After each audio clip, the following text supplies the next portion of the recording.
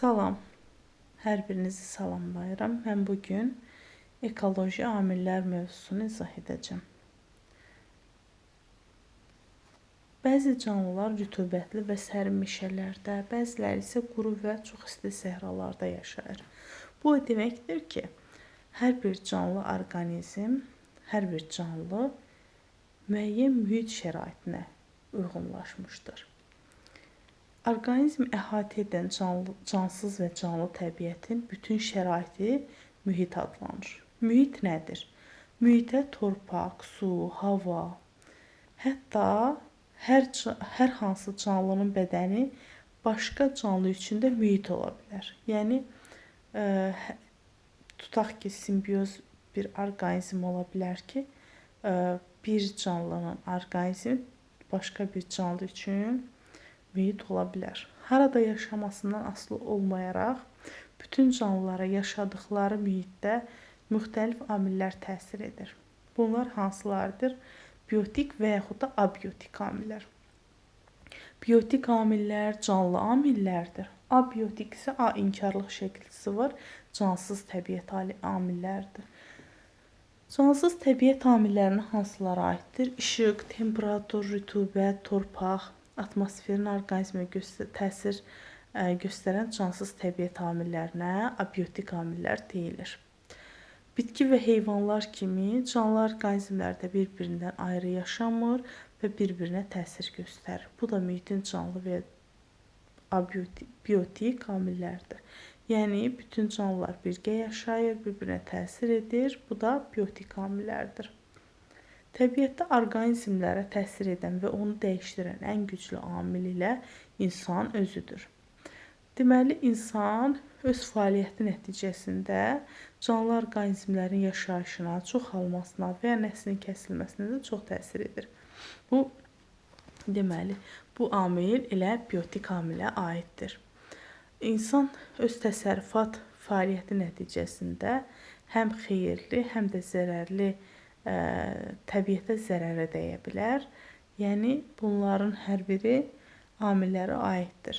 Abiotik amillərə baxsaq, Günəş yerdə bütün proseslərin baş verməsi üçün əsas işıq və istilik enerji mənbəyidir.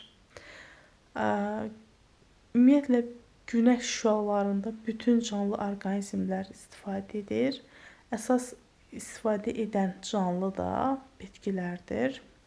Bitkilər fotosintez prosesi üçün günəşin işığına ehtiyac duyurlar.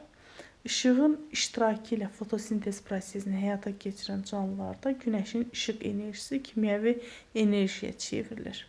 Nəticədə canlılar üçün vacib olan qida maddələr və oksigen əmələ gəlir. Bütün bitkilərin işığa ehtiyacı da eyni deyildir. Yəni, elə bitkilər var ki, işığı sevəndir. Elə bitki də vardır ki, kölgəyə davamlıdır, yəni kölgə sevəndir. Meşədə işıq sevən bitkilər ən hündür, ən yuxarı hissədə yerləşir, yəni birinci yarusda yerləşir. Daha sonra aşağı təbəqələrdə isə kölgəyə davamlı, kölgə sevən bitkilər yerləşir. İşıqlanmanın sutkalıq ritmi ilə əlaqədar olaraq heyvanlarda gündüz və gecə həyat tərzi müxtəlif uyğunlaşmalar mövcuddur. Canlı orqanizmlərdə böyümə, inkişaf, çoxalma və həyat fəaliyyəti kimi bir sıra proseslərin baş verməsi həm də temperaturdan asılıdır. Yazda torpaqda kifayət qədər temperatur olmadıqda səpilmiş toxumlar cücərmir. Bu, onun göstəricisidir ki, bitkilər temperatur uyğunlaşmalarına görə soyuğa davamlı və isti sevən olurlar. İstiqanlı heyvanlar olan quşlar və məməlilərdən başqa digər bütün heyvanların 0°C temperaturda həyat fəaliyyəti zəifləyir. Mühitin temperaturunun yüksəlməsi qurbağa, ilan, kərtənkələ kimi soyuqqanlı heyvanlarda maddələr mübadiləsinin böyümə və inkişafın sürətlənməsinə səbəb olur. Çünki soyuqqanlı heyvanlar hava temperaturu şərait aşağı düşdükcə onların fəaliyyəti də zəifləyir. Ancaq temperatur yüksəldikcə həyat fəaliyyətləri də artmış olur. Bu, istiqanlılara, yəni quşlar və məməlilərə aid deyil. yalnız soyuqqanlı heyvanlara, yəni suda qurdu balıqlar, suda qurdu yaşayanlar, sürünənlər bunlara aiddir. Rütubət və canlıların həyatında, rütubət canlıların həyatında mühüm rol oynayan abiotik amillərdən biridir. Rütubət deyəndə əsas su faktoru amili nəzərdə tutulur. Səhra və çöllərdə yaşayan canlılar quraqlıqda yaşamağa uyğunlaşmışdır. Bu da bir növ uyğunlaşmadır və onların bədən quruluşlarıdır, qidalanmalarıdır. Hər biri də yaşayış şəraitinə uyğun olur. Bir çox səhra bitkisində torpağın daha dərin qatlarına gedən kök sistemi su itkisinin qarşısını almaq üçün tikan şəklində yarpaqlar olur. Deməli, kök sistemi torpağın dərinliyinə gedir ki, suyu tapsın. Bu bir növ uyğunlaşmadır. Səhrada yaşayan heyvanların bəziləri suya olan tələbatını bədənində toplanan piyin parçalanması hesabını ödəyir. İlan və kərtənkələ kimi bəzi heyvanlar suya olan ehtiyacını qidalardan təmin edir və suyun buxarlandırılması da bunlarda azdır. Və elə sürünənlərdən, məsələn, sürünənləri göstərə bilərik ki, onların bədəni qarni pulcuqlarla örtülüdür. Ümumiyyətlə, canlıların yaşadıkları mühitdə bir çox abiotik amillər tək-tək deyil, birlikdə təsir göstərir. Və dedik ki, bədən örtüyü də su itkisinin qarşısını almağa xidmət edir. Burada göstərilib qrafik üzərində zamandan asılı olaraq, hava temperaturdan asılı olaraq deməli, heyvanların bədən temperaturu göyərçində və insanda bədən temperaturu sabitdir. Yəni, istiqanlıdırlar. İstiqanlı canlılara aiddir. Ancaq qurbağanın bədən temperaturu ilə ətraf mühitin temperaturu eynidir. Yəni, ətraf mühitin temperaturu aşağı düşdükcə qurbağanın da bədən temperaturu aşağı düşəcək. Qalxdıqca onda da bədən temperaturu yüksəlmiş olacaq. Biotik amillərə dedik ki, canlı amillər aiddir. Təbiətdə canlılar ayrı yaşamır.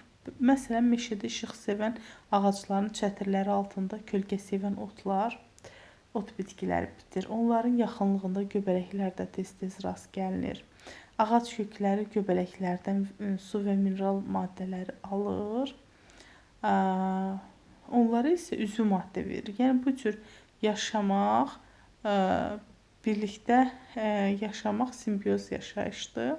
Torpaqda bakteriyalar kimi mikroorqanizmlər də yaşayır. Onlar torpağın üzərinə tökülmüş bitki və heyvan qalıqlarını mineral maddələrə parçalayır. Bitkilərdə kökləri ilə həmin mineral maddələrlə qidalanır. Canlılar arasında qarşılıqlı təsir onların bir-birinə fayda və zərər verməsinə, həmçinin neytral olmasına əsaslanır.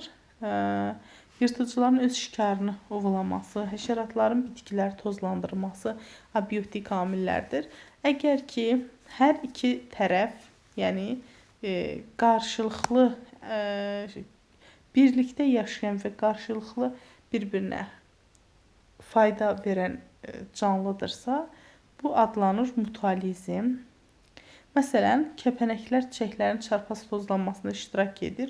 Özləri isə çiçəyin nektarı ilə qidalanır. Həm çiçəyə xeyir verir, həm də özləri də qidalanmış olur. Hər iki tərəf mutlu olur.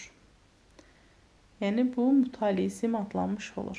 Canlılardan biri üçün faydalı, digəri üçünsə təsir olmayan, yəni biri üçün faydalı, digəri üçün neytral olan qarşılıqlı təsiri isə, əlaqə isə komensalizm adlanır. Məsələn, bəzi bitkilərin meyvə və toxumları heyvanların tüklərinə yapışaraq uzaq məsafələrə yayılır. Bunun bitki üçün faydası olsa da, heyvan üçün təsiri olmur. Yəni, ziyanı da yoxdur, xeyri də yoxdur heyvana.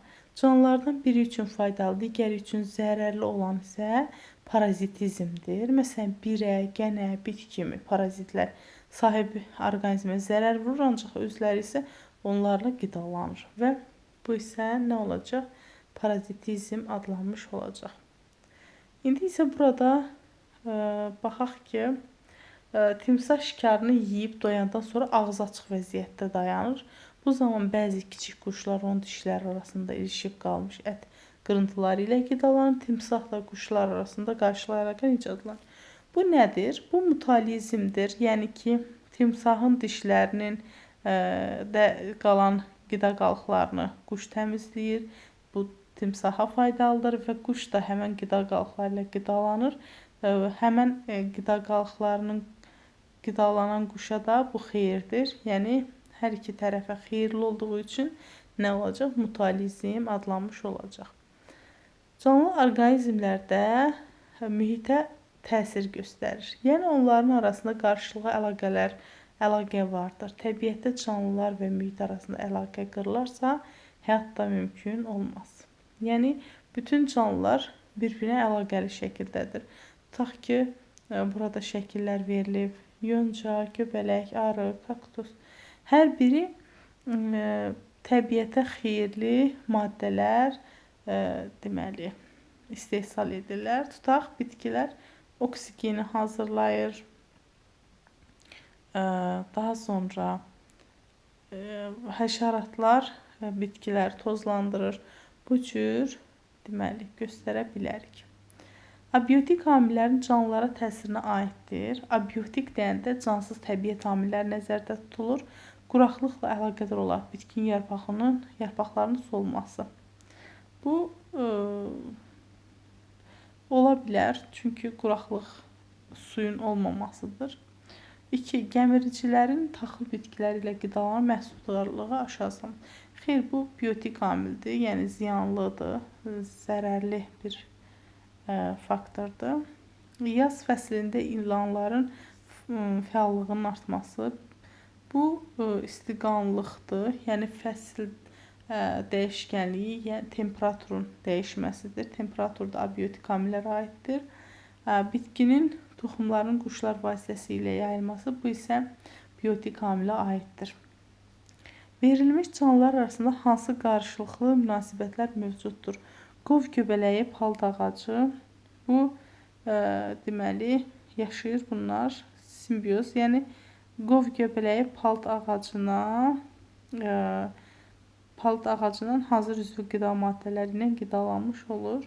At pıtrağı bitkisi qoyunla, yəni qov göbələyi amma ağaca ziyan vurur, özü qidalanır. Bu isə adlanacaq nə? Bu adlanacaq parazitizm. Parazitlik edir. Daha sonra at pıtrağı bitkisi qoyunla, at pıtrağı yapışır qoyunun yununa, qoyun onu yayır. Ancaq özünə heç bir təsiri olmur, yəni faydası yaxud da ziyan olmur. Bu komensalizm adlanacaq. Daha sonra ağcaqanadla insan, ağcaqanad insana zərər verir. O adlanacaq parazitizm. Yağlı göbələklə şam ağacı, bu isə nə olacaq? Deməli, yenə də bir-birinə yağlı göbələkdən su və mineral maddələr şam ağacı alacaq. Şam ağacının isə üzv maddələri aldığına görə hər ikisi mutualizm olacaq. Daha sonra baxaq növbəti səhifəyə. Burada təbii yaşayış mühitləri verilib. Bunu isə digər dərsdə izah edəcəm.